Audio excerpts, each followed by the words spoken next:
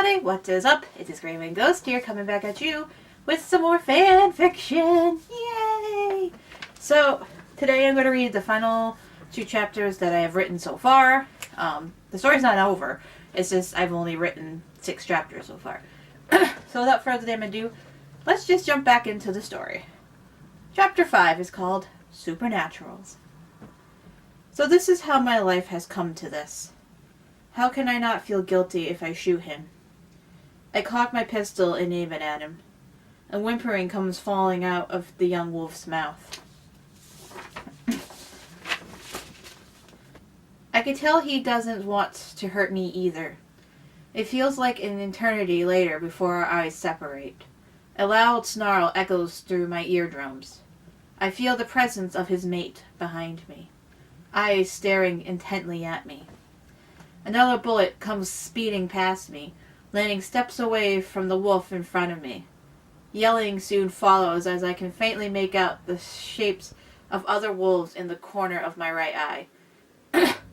Backup has come to protect these shifters. In the corner of my left eye, I make out Mike, Paul's younger son. He moves slowly, trying to draw little attention as he props himself on the ground, aiming for the wolf behind me. Before I can even process anything, my entire body shifts quickly as I aim my gun at Mike and send a bullet into his right arm. He lets go of the rifle, giving the wolf behind me enough time to reach him. He leaps into the air, landing hard on top of Mike, ripping open his throat. A shudder flew through my entire body. I collapsed onto the ground, sobbing. Soon the young wolf returned to us. I looked up at him. Finally processing the situation, I clicked open the chamber of my pistol and emptied out the bullets onto the ground. I threw the pistol a good distance away. "I don't want to hurt you," she said. The alpha stood there, still glaring at her. Another soft whimper came from his mate. A loud, threatening whimper came from the alpha. I don't know why, but at that moment I suddenly recalled a fact I had learned from a book on wolves years ago. It said wolves will lay down and expose their bellies as a way of showing submission to the alpha. Slowly, Greywing laid down, closing her eyes and exposing her belly to the alpha. "Get up," she soon heard a familiar voice say. Opening her eyes, she saw the one named Mark standing where the alpha had just been. I slowly got up, not wanting to make any sudden movements or they might attack me. "Do you honestly believe I would believe your little ploy?" "Ploy?" "Yes, that you would shoot one of your own to protect your enemy. The moment I turn my back, I know you will be on your gun, reloading it and shooting us all in one slick movement." "I won't do that. I really don't want to hurt you." "Bull!" "Mark, maybe she is telling the truth. I mean, she saved us. We don't..." "Stay out of this, Jack. You don't know what they are like. I do. They care about nothing else other than ridding the world of all of us. They are heartless beings. They don't know what compassion or kindness even is. Or love. Maybe they aren't all like that. I don't feel threatened by her like the others we've met be." Another bullet came flying through the air behind her, hitting the ground near Mark. Quickly, Greywing spun around and saw Mike's older brother duck behind a bush. "Get out of here! It's not safe! You don't have to trust me, but if you want to protect him, you have to go. Now!" Greywing yelled, pointing towards Jack. Mark stared at her. "Go!" At that, they both took off towards the other direction, morphing into their wolf forms and dashing into the woods. Greywing quickly sprung into action. Darting for her gun and bullet, she reloaded it, aimed, and fired. The bullet landed shy of Mike's brother's head. She quickly maneuvered around the building, taking off towards the woods her parents and her had been occupying.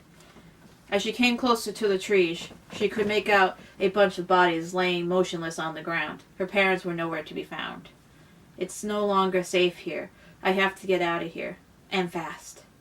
She grabbed her pack and quickly made the 2-hour journey back home. The town was practically deserted.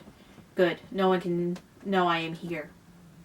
Inside her house, she quickly grabbed what she would need for a long trek ahead of her.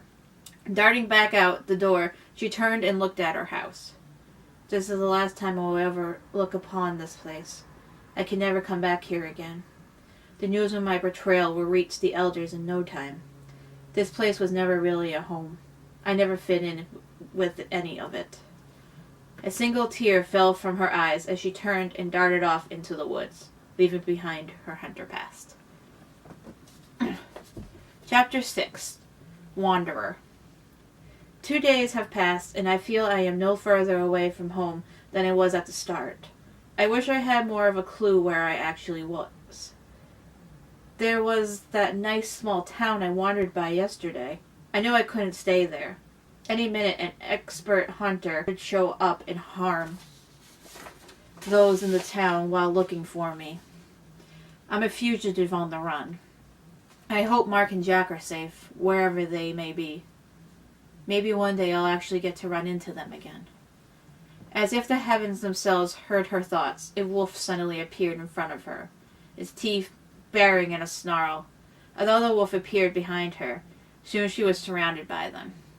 "State your business, ma'am," a deep voice said from behind her. "I am just passing through." The wolf closest to her sniffed her pocket. A yelp exited from his snout. "Don't move, hunter!" His tone became more hostile. "Please, I am not here to hurt anyone. Like I believe that." "Travis, that is enough." And the new voice had more of a southern twang to it. "But, Travis." "Yes, sir." They all backed off slowly, still baring their teeth. "Please, come with me," the man said. Graywind turned and followed the man. "Where am I?" she asked. "You're in Mississippi, at a shifter safe haven. I know you have a lot of questions, but night will be here soon, and you look exhausted." "Are my eyes drooping that much?" "Yeah, I've kind of been wandering around for the last couple of days or so." "You're welcome to rest at my place. I have one spare bedroom left." Thank you, Ken. "Thank you, Ken. I am Graywind. It is nice to meet you, Graywind." A silence fell between them as he led her through the town towards his house. They received a lot of sideways glances and hushed conversations. "I know they are talking about me. They look so scared. Is that what they are supposed to look like to us hunters? Monsters?" Graywind gave a wave to a couple as they passed. They turned and ran in the opposite direction. "I guess I'm the monster now." Ken's house was a bit off the beaten path. It was a small shack that looked very cozy. So that's what I have so far. I think I did write a little bit more for Chapter 6. I do have it in my notebook. I just haven't typed it, and that's why I wasn't going to read it to you guys, because it's still kind of rough. So when I get that figured out and edited and rewritten and stuff, I will read you more of it. But for the next couple of weeks, instead of reading fanfiction, I'm going to read some of my other writing that I have lying around somewhere. So I hope you guys enjoyed that little fanfiction. If you did, don't forget to hit that like button down below. And as always, I will see you guys in the next video. I'm out of here. Bye-bye!